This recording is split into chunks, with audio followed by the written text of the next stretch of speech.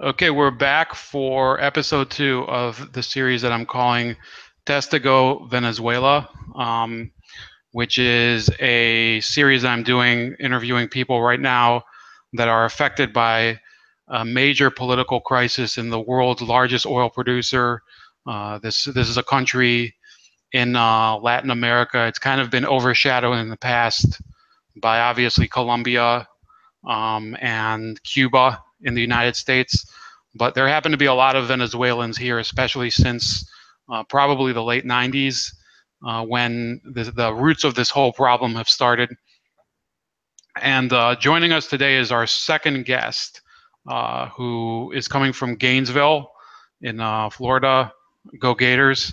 It's Juan Carlo. And why don't you introduce yourself? Tell us how you came to move to the northern Florida area, and when you left Venezuela, if there's really a link between that, and basically what your situation now is in regards to Venezuela and your relationship to people there. All right. My name is Juan Carlo Diaz, and I am a civil engineer in Gainesville, Florida. And I'm from Venezuela. I came from Venezuela when I was 17, and I am now 54. So do the math. So I have both cultures. And soon after I came here by myself, uh, soon after, then they started, the Bolivarian Revolution. At that time, me and my father were very pro-Chavez. We wanted a break from the old corrupt system that Venezuela had. And so when Chavez came on board, me and my father were very happy, and we were just anxious to see, an oil republic rich in minerals. We were anxious to see what a socialist mind and somebody that wanted to do good for the people would do with all that money. Well, long story short, 18 years later, it has been the greatest debacle you could experience in a country. The country is completely run to the ground.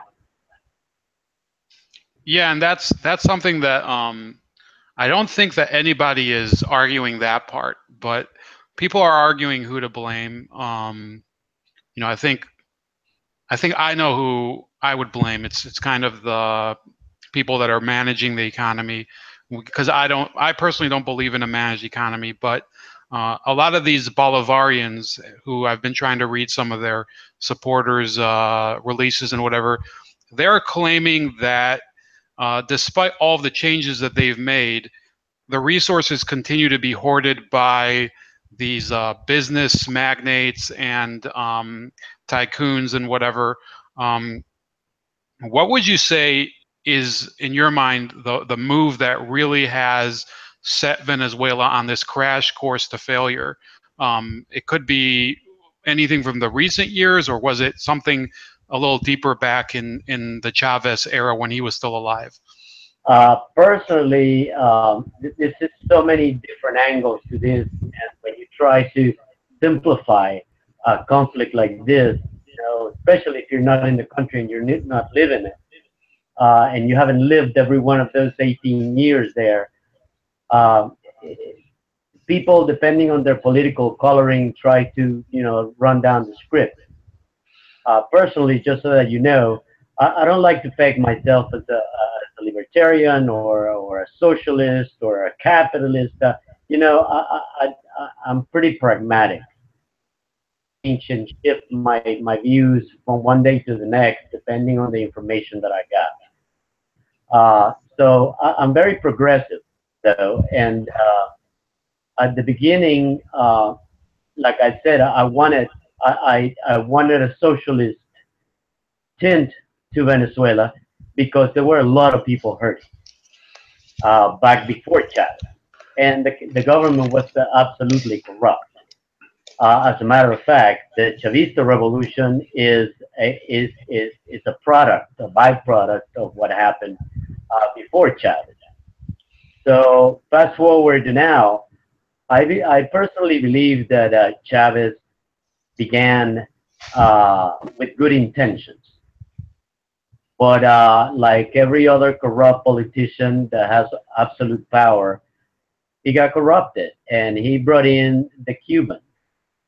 The opposition basically did a very dirty political war against him when he first came on board, and he began basically he spent like 5 or 6 years fighting the opposition. They didn't let him do anything, to which I was very against. But soon after that, he turned militaristic, and his politics changed completely. He sort of got hardened. I think that's about the time when he brought in the Cubans, and the Cubans began to basically tell him what to do. And so from then until now, that's what's been happening. So as far, from my point of view, because I know about the politics here in the United States. I participated in the Occupy movement. I really wanted to promote that, and I spent a couple of years there until I saw kind of like the same thing. It got overtaken by a bunch of radical leftist, anarchist, weird kind of thing that wasn't what it was meant to be. And so I've seen the same thing happen here. Politics are dynamic, and they get corrupted by the people that are in them. So I'm like, I think that's a great perspective to have coming from somebody, and it's important to know. I think it's good that you remind the audience you can't blame Chavez on Chavez, because he's a product of Venezuela before his reign, and I obviously I'm certainly not as experienced with the country as you are, but and I'm not completely literate on its history anyway. But I remember there was Carlos Andres Perez, was one of the leaders in the 90s. I remember reading about him when he died. I think in the maybe like eight years ago or something. And there is this problem in Latin America, including countries that we in America consider, friendly, like Panama, that America does kind of reach their hand into the cookie jar a little too much. And we always talk a lot about how much freedom we're spreading around the world. Well, those countries may be, let's say, more well off than Haiti or Cuba, but the access to opportunity over there is a little different. So how about do a little short description? What was the climate exactly like that enabled Mr. Chavez, or I think, what was he, a colonel, to rise to power? Well, basically what I was saying, of course, I was much younger there, and my perspective was painted by my years. But I remember people basically starving. I remember the class of people that I came from, which was middle high, and that's how come I could come to the United States, being very, very, very comfortable. When I came to the United States, I mean, being in Venezuela was just awesome. There was an abundance of everything. There wasn't an abundance of everything for everybody. And hindsight is 2020. So now I look back and I said, "Oh shit," Sorry. That's fine. By the way, you can say whatever you want. I have no rules about profanity. Okay, cool. So I said, "Wow, I didn't realize that not everybody in Venezuela was like me."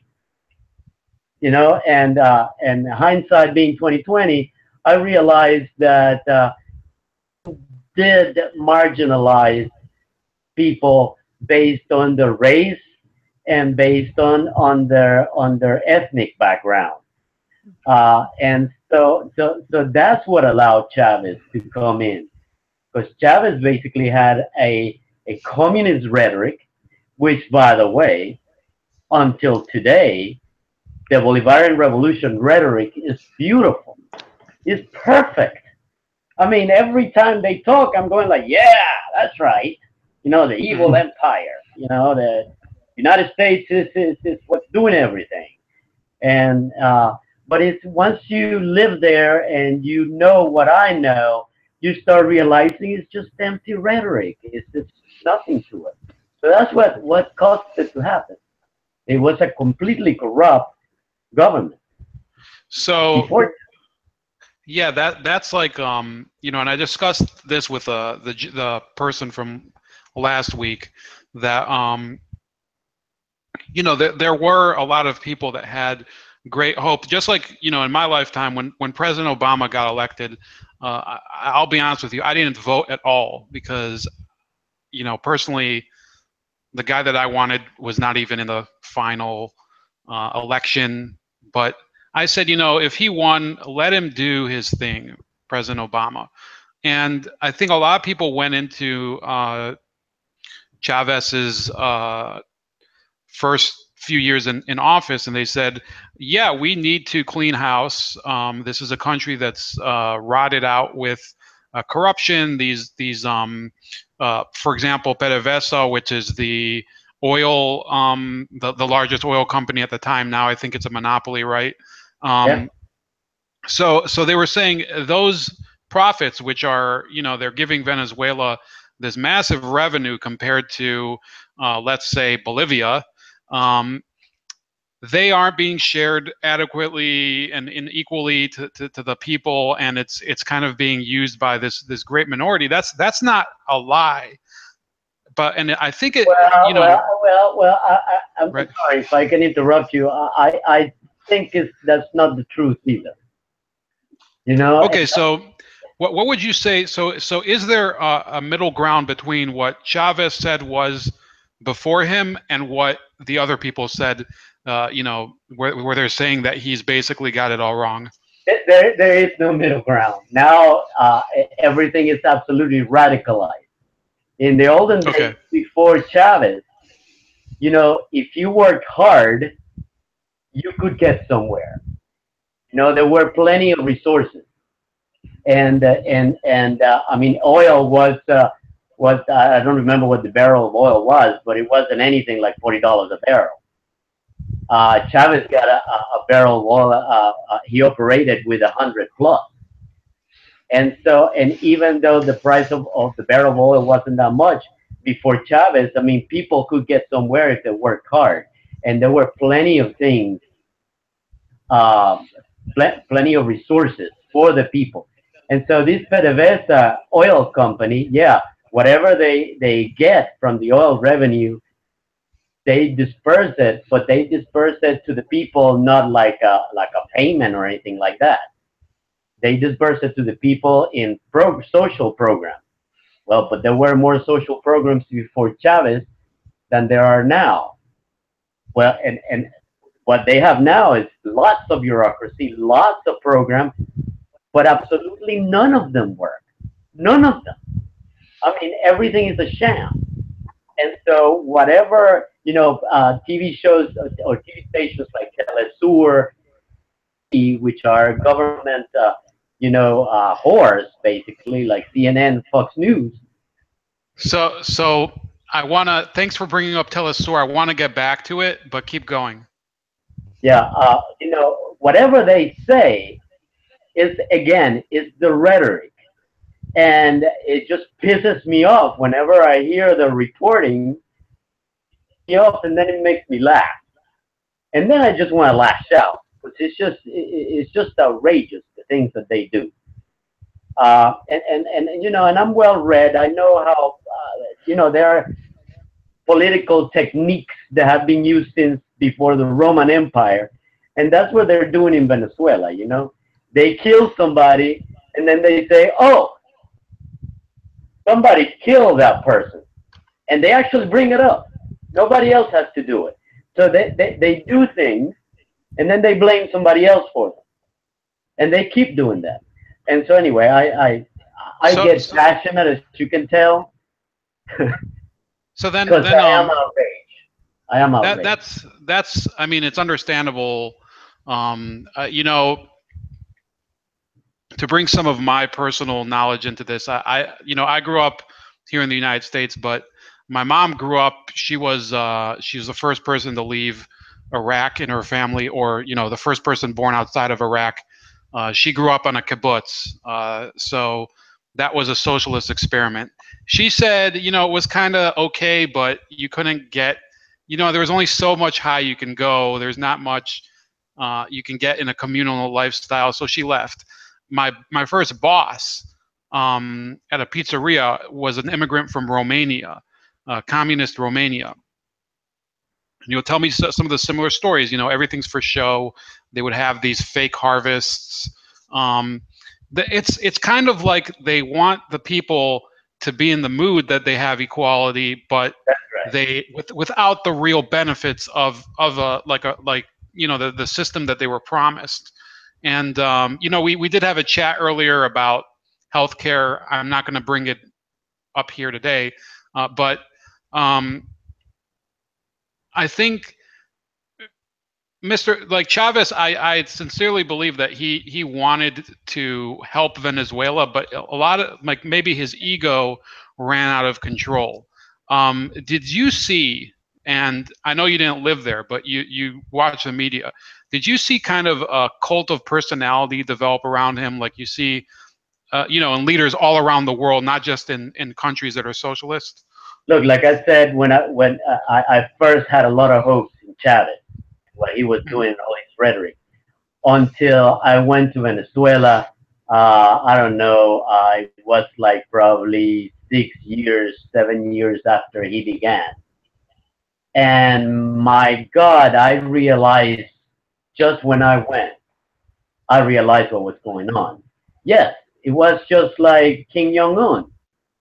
There's pictures of him everywhere. The red color is everywhere. The party flags fly everywhere.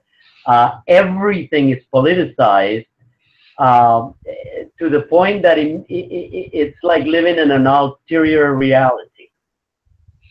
Lived in America all their life can't even begin to understand. It's very much like the Nazi Party and all these documentaries that you see on TV with all these flags and the swastikas and everything. It's kind of like that. It's kind of like you would see in a sci-fi movie.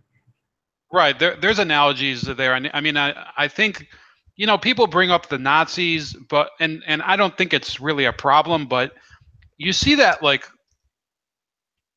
that's why, I personally think that there's a lot of people, they just follow a lot of the same game plan where they pick a figure that has the most charisma, in this case, Chavez, and they kind of build the entire system around him. And therefore, so this is the next question. And I don't know how you'll take the answer. Some people. Before you ask another question, I'd like to say something else. Yeah. I think it's very important to keep this in mind. Talking about the Nazis and how the cult of personality or Kim Jong-un,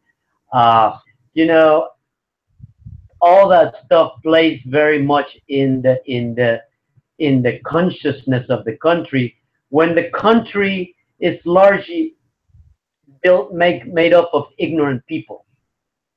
And that's what happens, when you're ignorant, you don't know history, your world is very small, then they can package this thing almost like a marketing scheme, and they can sell this very easily to just anybody.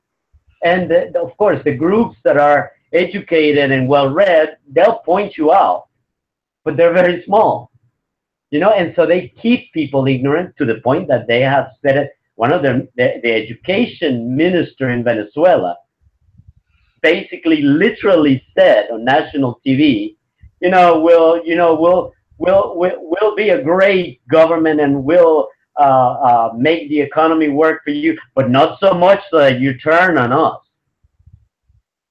Right. He said that. Yeah, that's kind of you know, I think it's a problem, and you know, I think as much as I want to focus on you know, bringing attention to Venezuela, I think there's a lot of countries. Look, I mean, here, if President Trump, you know, if they develop a cult of personality around him, I don't know if I could continue to take him seriously. You know, and even though a lot of people are finding different reasons not to take him seriously, but I think you always have to keep every leader, it doesn't matter who it is, with the perspective that this is a human being. You know, this isn't God. You know, so with that in mind, I've been watching a few people kind of say that, okay, Nicolas Maduro, yeah, he's an idiot, they would say, but that's the whole problem, that Chavez made this system that was going to help the poor in Venezuela, was going to bring equality to a lot of people that never had that opportunity in any administration before, not under Perez or any of the other previous leaders. And then Maduro takes over and he doesn't know how to, it's almost like he doesn't know how to drive stick. So what's your response to that? I don't know what you would call it, maybe an excuse or a cop-out. An excuse to cop out to, I didn't understand exactly. So a lot of people are saying that everything worked perfectly under Chavez. He knew how to manage the system. And now that he's dead, that it's really Maduro who screwed it up. No. See, no. Chavez was very intelligent. He was very smart, almost a genius, politically and otherwise. And he began a revolution, like I said, to my point of view, that somewhere in the middle of it, he like got hardened, he got violent, he got radical, he got radicalized. Opposition would heard me say this and would be outraged. They would say, "No, he was that from the very beginning. He was a monster." You know, well, I didn't see that. I saw him getting harder and harder until he got in cahoots with the Cubans. And that's when the repression began. That's when the corruption began. And I can tell you that there were things being done by Chavez that were systematically done to begin managing the masses and begin forcing socialism into the minds and the hearts and of the people, whether they wanted it or not. You know, and so so I don't think that Chavez is not to blame. And Maduro, he plays to be the dumbass. He plays to be the dumbass very well. And by the way, he's only a bus driver. The man has never gone to school. He went to from being a bus driver to being the president of Venezuela because Chavez appointed him. So, and if you notice in his rhetoric, his way of dressing, his way of talking, everything, his whole persona is almost like a double of Chavez. He's trying to, because he depends on the people, the poor people, the ignorant people, those that expect him to give him a handout. He depends on them to give him an okay. And so he puts on all these airs of Chavez, but he is no Chavez. However, he's not dumb either. And everything he does very well, including playing the dumbass. Okay, so we're going to segue a little to the media. There's been a real issue. I think the media does cover Venezuela a little. You know, I look every day for a few updates, but I think like because of all the crazy shit that happens here in America, a lot of these important stories, including Venezuela, but also including our own war in Iraq, are getting completely ignored. And then in the meantime, you mentioned Telesur. There's an outlet that I kind of go and look for stories that they publish and pick them apart. They're called The Real News. They're a socialist type group in Baltimore, and it's kind of, I agree that media outlets can have their own editorial line. They can be socialist, they can be whatever, but they have to be honest about it. Now, what they did, and I can send you the video later.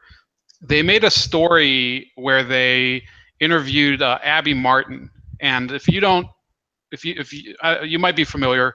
She is working contracted with Telesur with her boyfriend, who is a member of the Party of Socialism and Liberation, which is a pro-Chavez group here in America, and they're portraying it as if it's a opposition provoked riot. Meanwhile, in the United States, they'll cover a riot and they'll blame it on the cops. And I was just pointing it out. Hey, you can't ask for different rules in Venezuela, which is a country where this is happening on a much larger scale, as opposed to Portland, where they were covering stories, or Virginia. So why do you think that we in America are so insulated from these real stories, where we're seeing like a country that it's been ignored in the past too, but why are we ignoring this massive event right now? Miguel Cabrera, for example, we can get to his story, where apparently his mother is being threatened, and you can't get any attention to it as far as beyond the Wall Street Journal. The reason I'm doing this interview with you, and I latched on to it so quickly, is because I have been sending letters, I have been sending information to a bunch of news outlets, and they just they don't air it, they don't care. And I don't understand why, because America supposedly is this bastion of democracy and liberty and anti-communist and all this stuff. However, the American embassy is right there in Caracas. They're still sending oil from Venezuela to here even right now. Citgo still operates in the United States.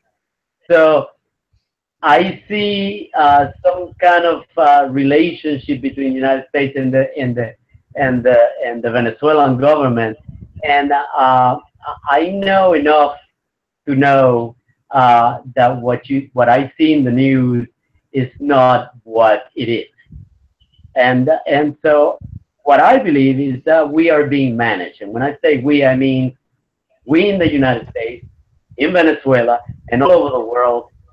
We are going through an unprecedented time where information is being managed, and you only hear what the powers that be, whoever they are, want you to hear, and they only want, and only is from certain angles.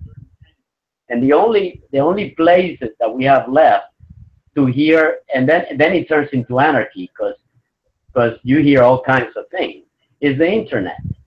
But we have this script, and like I told you, I was part of the Occupy movement and all this stuff, and so I'm very well aware of the script about the evil empire going abroad and causing wars, so that they can own the oil that whatever country has, and sell the weaponry, and that's why they fund groups like ISIS. I'm aware of all that rhetoric. And although that rhetoric is 80% right, grab that cookie cutter and want to apply it into every situation that appears in the world. And that's what leftists try to do. And so I'm at odds with a lot of my leftist friends, because they want, what's happening in Venezuela is this, that, and they go down the script. And it's just not that simple. It's not that simple to want to apply the script to Syria, although it may apply in some way. I'm sure it does apply to Venezuela and anywhere else. But you can just say, that's why. You got to break out of that script. And the thing is that it's extremely difficult for somebody that does not live there, doesn't have family there, don't hear anything but it's extremely difficult to form an educated point of view where you can be confident that the position you're taking, what it is, you know. And even I sometimes watching the stuff that I'm watching, because I am in the opposition, but at the same time, I'm like I said, I'm very pragmatic. I like honesty, Hmm. and so I'm constantly trying to pull the little bit of hair that I have left, trying to understand some of the moves and some of the things that I hear, only to find out a couple of days later, when the story, by the way, has gone away and doesn't appear anymore, what happened was this other thing. And so places like Telesur, they package it really neatly and they sell it to you. And if you buy it, at the moment you bought it, it's yours. And you won't turn back to find out what happened a couple of days later to see if it's true or it wasn't true or how true it was. And so, and that's a problem that we're having here in the United States. I mean, it's not a problem from a third world country, it's here. And that's why I don't label myself anymore, man. I don't even know what the hell I am. Right. I think I can definitely share some of the I think last year I was calling myself a full libertarian, but I've started to realize that you can't take like a whole basically a recipe for Yeah, just ideas and just that's right. assume that all of them are applicable everywhere. So there's certain ways. I mean, first of all, because I did come from um, you know both of my parents came from semi progressive backgrounds. They were both Bill Clinton supporters, major Bill Clinton supporters. Um, and I can understand that. I've read a lot about his life, and there's plenty to give him credit for. But um, I think, unfortunately, you are pointing at a problem, in your response that I'm seeing that complicates the Venezuela situation because as much as we can hate what this disinformation coming out of Telesur, our own media here in the United States, I don't trust personally. I don't trust the vast majority of them. Often, I'll go to British media Yeah, or even same here. media from other countries or local newspapers sometimes, and I have to check them and in order to corroborate a certain Yeah, story that I want. So let's say we're talking to an audience of Americans, because the Venezuelan Americans, and I think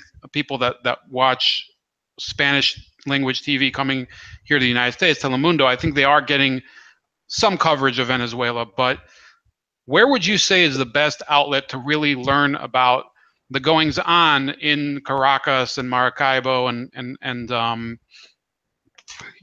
etc. What's going on the ground? I mean, how can you? what? Would you? Are you one of those people that says you have to go to Twitter? Probably. That's a good place to go. Basically, man, there is no media in Venezuela. Okay, in Venezuela, the government took all the radio station, all the newspapers, and the ones that they didn't take, which there are a couple, they just basically grabbed them by the gonads and said,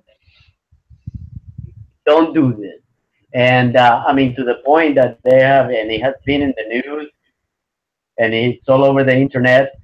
Journalists are beaten and tortured every day in Venezuela. It's a normal occurrence. I Uh, remember. so I remember maybe was it 5 years ago or was it longer? Global Visión was trying to fight against Chavez, and yeah, eventually he just had one of the government companies buy like a majority stake, and they took them over. yeah, they bought Um, it. They bought them so, out. They bought the El Universal, which was the biggest newspaper. They closed Radio Caracas, which was one of the oldest TV stations since TV began in Venezuela. They have dismantled uh, the media in Venezuela, and VTV, which is their own channel. All they do is they present outrageous points of view. I mean, you can go to the street, you can see a multi-million man march in the street, and you can pan to the TV, show 3 or 4 guys and say, oh, this is what the opposition is doing. Or it's vice versa. They'll show you on TV big masses of red, of people wearing red and chanting Maduro, Maduro, and then you pan the camera to your window, and there's only 3 or 4 of them. Radical.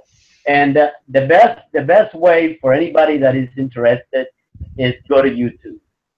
Go to YouTube, go to Twitter, go to Facebook, and you'll find what people like me are saying. And you'll find it from both sides.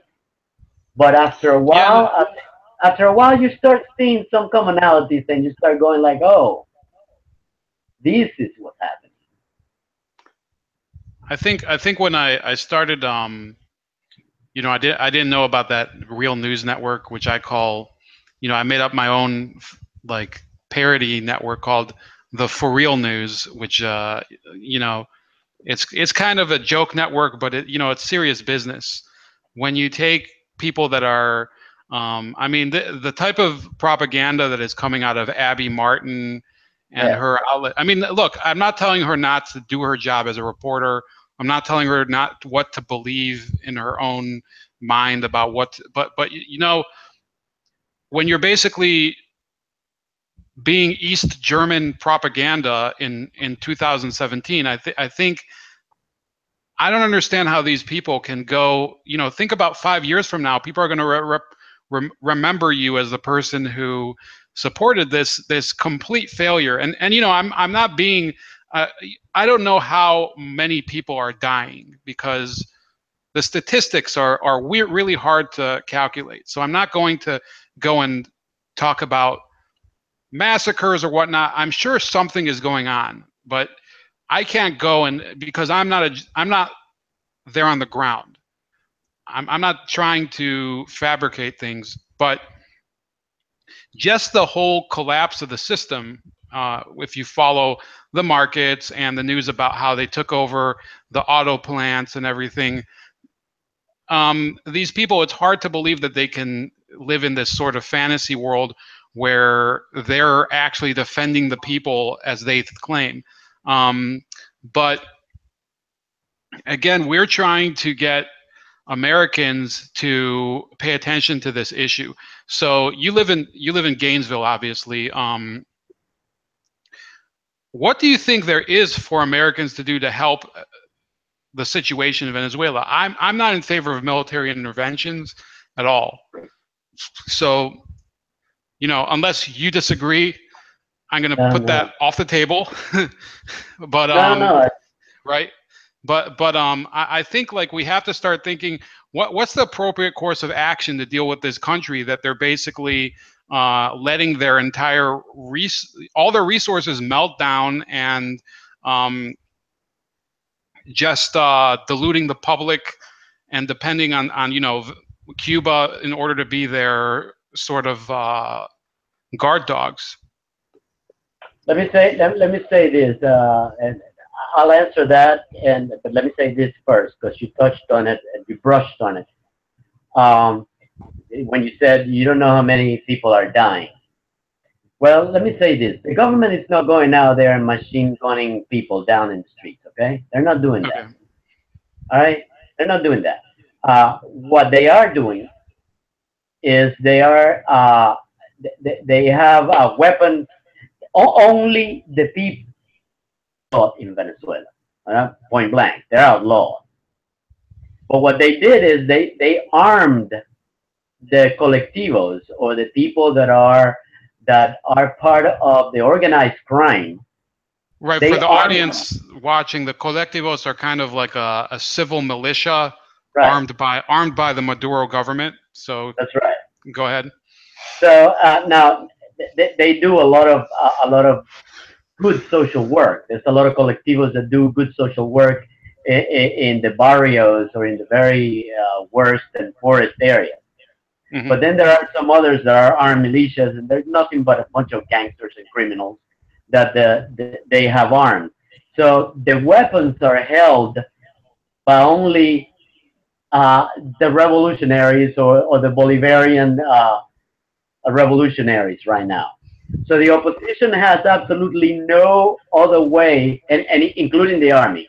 The military, the first thing that Chavez did was he plucked out the generals that were not friendly to him and injected the ones that the Cuban government told him to inject.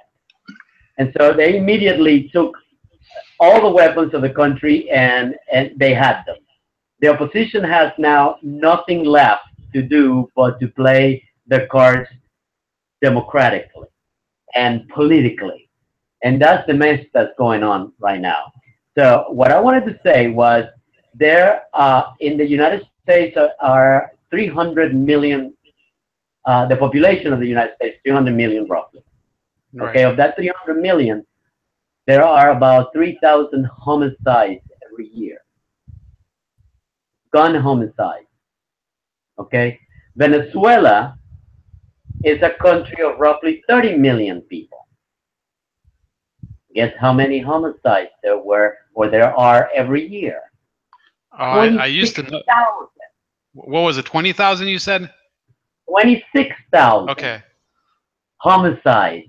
I mean, just take a second and think about what that means. You know, so no, the government is not gunning down people in the street. The police is not doing it. The military is not doing it. No. There are militias and the organized crime that they have armed and that are part of their, because this is planned by them, they are the ones that do all the robberies, all the killing, all the assassinations, everything in Venezuela. And you cannot go out in the streets without something happening to you or to one of your family or to one of your friends, or you know somebody that something has happened. So getting to that issue of the crime and the threats and the colectivos or just criminal gangs, I guess there is a difference between the criminal gangs and the colectivos, but there is a relationship, you're saying, right? Yeah. The difference is rhetorical.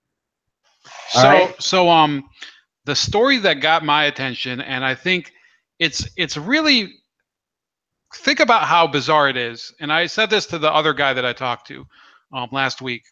If you got to see that interview, if not, I hope you can check it out one day. But Miguel Cabrera is the best hitter in the Major League Baseball since when I was a kid. There was a guy named Tony Gwynn. Miguel Cabrera might be better, and he's probably the best Venezuelan athlete that we know of in America.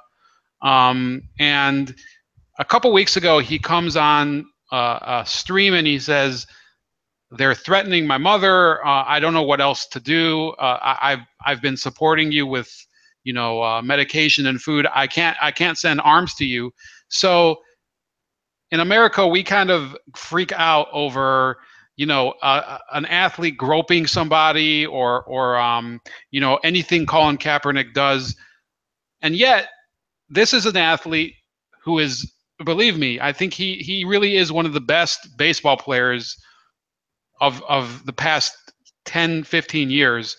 And I've heard almost no coverage of this.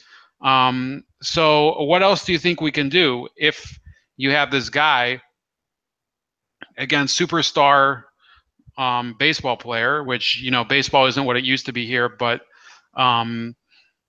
how do we bring attention to this problem that is really, it's beyond a crisis now. It's almost like the country can't be brought back from the brink of absolute chaos and civil war. There's lots of things you can do. However, I don't know. I've lived long enough to know and understand what will happen and what won't happen, and whatever can be done won't be done, because we've been too complacent in this society. Tomorrow, I work from 8 to 5, and I got a paycheck to earn, so because I got to go to Walmart and get all the stuff that I want. Mm-hmm. letters. I have no time to, yeah, that's a good idea. That's great. You should do that. But I'm not going to do it. And that's the problem. So I don't think it's going to be done. I think we're doomed, man. I'm really not positive about the outcome of the near future. So we can do a lot of things, but most people won't do it. And what it takes is something that even I, I'm very political, and I stay on Facebook and social media all the time trying to do activism for Venezuela. But there are some things that I won't do. I won't put my ass on the line for certain things. And so if I won't do it, you know, I doubt that most people in my family won't do it. They might talk to me about it and say, yeah, you're right. Yeah, I agree with you. They won't move a finger. So So I don't think that's like a real, and I guess you've kind of admitted that I mean, your situation. First of all, you were able to move to America, before any of this really became a problem, uh, for unrelated reasons, right? Not related to the whole crisis, and so I think why this has become a massive, just cluster of bloodshed has been that whereas when Chavez was president, the poor would not demonstrate against the government because Chavez was their man. In the past few weeks, I'd say there's been more rumblings, at least from I think the British press and whatever. They've said that there are more people joining these guarimbas, yeah, that are from the poorer barrios. yes, they've come down from where they were, and now they're against the government just as well. Their marches are laughable. So I think this we are reaching a point where we're not going to see Venezuela stabilize and go back to being a normal country under President Maduro, because the people just have lost all faith in this regime now. And if you don't have an answer, I could understand. Let's say the day ends and this crisis ends and Maduro leaves, let's say, to Havana, and there is a provisional government. What do you think is the first step towards restoring a normal way of life, at least to a level that you experienced, that could let people prosper in Venezuela again? Well, because I can half-pass to answer that question very easily, because Venezuela is an oil-rich and mineral-rich country. If it wasn't, I couldn't. Mm-hmm. If it wasn't, I'd just say there's no way. It can be done. But Venezuela has a lot of resources, and once this government is taken out, if this government can be replaced, this government and its policies, I foresee Venezuela going back to the way it was, or I don't want to go back to the way it was, getting better in 3 to 4 or 5 years. However, we have to completely eradicate any semblance of this so-called revolution. Mm-hmm. And that is the problem, and that's what the opposition is concentrating on. It's on replacing every. I mean, you got to keep in mind that. Let me just say this: I have aunts, okay, that are starving, that are Chavista. If you can fathom that, all right. My cousin messaged me yesterday, and asked me if I could please send some food. And imagine how I felt. Uh, so if it ever happens, which I trust in God that some miracle will happen, and the government will fall, thing will be to keep an eye on the incoming regime, because this thing is, I believe this thing is like in the DNA of Latin America, man. this corruption, this way of doing business, and this way of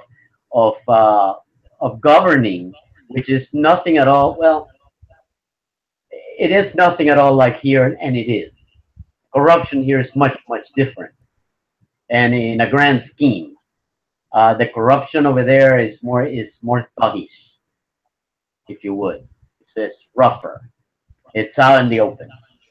You know? So that's like that brought me to a point where, and you know, we're not gonna, obviously the focus here is not on the United States. There's a lot of problems with the United States, but you know, I think we can agree that Venezuela is in a deeper crisis, right? But yes. How is this whole experience of you know, your cousin and your aunt, is this changing your view of you know, how an economy is supposed to run, or how your political views are? Or like you said, you are a practical person. I can understand, you know, I think it's better to screw the labels and like just think whatever you want. But has it adjusted anything since your let's say your Occupy Wall Street days, which, you know, it did start out, it was an important issue with these bailouts and all that. I personally was against the bailouts too, but so not to make the question overcomplicated, but is your experience with Venezuela kind of changing your attitude towards how politics should be in the United States? Yes, yes, it's a big yes, because like you said, from my occupied days, was more, if you would, I was going more to socialism and socialist programs. Since what I've seen in Venezuela has happened, I'm even scratching my head right now about gun ownership and whether the masses should be armed or not. So yeah, it has made me question a lot of things. And like I said, I constantly adjust because I have the tendency, and I think everybody has the tendency to have a lot of idealism.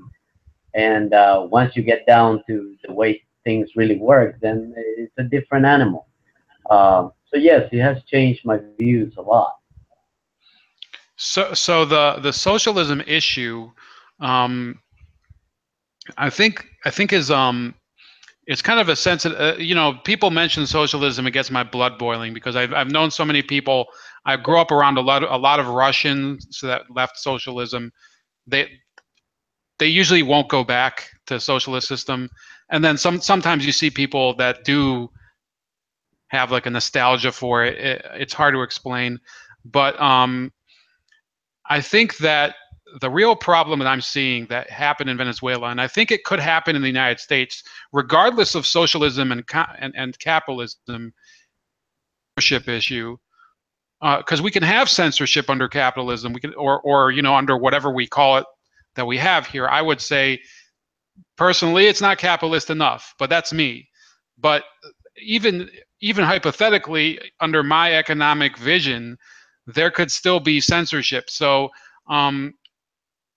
you know, I think what I'm trying to do here, a lot of people are doing, not necessarily regarding Venezuela. They're trying to open the media up to, you know, people can create their own outlets. It's real independent media because nobody's forcing anybody to cover a topic. I mean, I kind of picked Venezuela because I've been wanting to hear from people firsthand. How is it really as is it really as severe as people are saying it is? Would you say that we're entering like an era here in the United States in terms of the media that is reminiscent of what you saw under Chavez with Global Vision, with El Universal? Do you think we're seeing this type of shenanigans? Absolutely. Well, like I said, I think it's not just the United States. I think it's worldwide. I think it's unprecedented. It has never happened before. We have so much data and information, and now even Facebook. I mean, you know, Facebook is a box. You get in that box, and you only get what you want to get. You don't get anything else. And whatever you see, and it's not necessarily. And so I think that we're getting a lot of that nowadays, and, and the United States are the masters of marketing, and they know how to do it, and they have taught the world how to do it. And absolutely, I think we are absolutely being managed with the information that we get, Yeah, I think and like we blindly go in. I think like You sorry know, to kind of interrupt again because right? you kind of you it is worldwide. I think in Germany it's getting to be real scary levels of censorship, and in the United States it is even with, and it's not dependent on Donald Trump because he's obviously he doesn't care about, he just fights with the media. I don't think he's censoring the media. He just hates them. But we're seeing a lot of censorship by the media themselves, self-censorship, where they're firing people over simple words, and triggers and whatever. And but the problem is, and you said that the marketing is the sleekest in America. I think that they reached a point where people are finally seeing um, how fake it is, because people are, and regardless of what you think of the fake news, but let's say those Bernie Sanders people, I'm in contact with a few of those. They know that their candidate was smeared at various points during the campaign, that he was ignored, or that various positions of his may have been misrepresented. And I think there is this counter movement that me some hope that we will, and the dying old media like the Times and the Post and all that. I think that there is some hope there, but it's not going to come from just waiting for it to happen. That's kind of why I'm reaching out to people, and I'm going to get to that in a second. Um, so anyway, I think you said you had to go around 11 Eastern, but is there any That, final message you want to? What's that? yeah, I'm sorry, I didn't let you finish your question because I kind of knew what Yeah. you were going to say. And Is there any final message you want to give to the American audience here? And I'm gonna give my own message to more people that could participate. yeah, thank you for the opportunity. Um, what I wanted to say, because I didn't want to leave the impression at all that the Venezuelan regime is socialist. Hmm. The Venezuelan regime is not socialist. They're not communist. They're not any they're not practicing any ism. They only have the facade of it. They only have the rhetoric of it. They are a bunch of thugs that are running drugs out of Venezuela. It used to be Colombia, now it moved to Venezuela. They're running drugs from Venezuela, and the country is compartmentalized even within the same socialist party. There are different factions, and they have divvied up the country in different organized crime syndicates, and that's how they are running the country. So no, they are not socialists. Don't believe it. Don't ever believe that they're socialists because they're not. Now the rhetoric is impeccably socialist, So and I could. yeah, go Sorry, ahead. go ahead. Finish. I mean, it's your finish. So yeah. I'm pretty finished. If you let me talk, I'll talk all night. So yeah, okay. So I do have kind of a response to that. I'll do a response video separate from this, and I'll share it with you, where I kind of have a different take on that. But it's your hour, it's your interview, and I thank you very much. And I'm gonna do a small message now to any other people in the Venezuelan community and the exile. Um, I know you're gonna laugh at my Spanish, but it goes like this: Yo juro que yo haría mi mejor tarea de darte decir tu historia de de las torturas del régimen Maduro Chávez. You know, I think I kind of garbled it up. I'm just going to say it in English. You said it in English, I'll translate it for you. Okay, yeah, I'm used to just doing this on the phone at best, but I promise that I'll do my best to tell your story to the American people, regardless of whatever suffering and abuse that you've had, or if you do support the regime, and there are probably a few of you out there, feel free to reach out to me and you know, tell your story, because this story is not going to go away, and I'll do my best to make that not happen. Thank you. Thank you. I appreciate the opportunity again, because again, I want the story to get out. I want more people, and you never know. You know, somebody might be listening to this, and it may prompt them to do something that will bring the regime down. You never know what might happen. You know, so I have high hopes for something like that to happen. Right, and I mean, I'm going to need help from a number of people to spread the.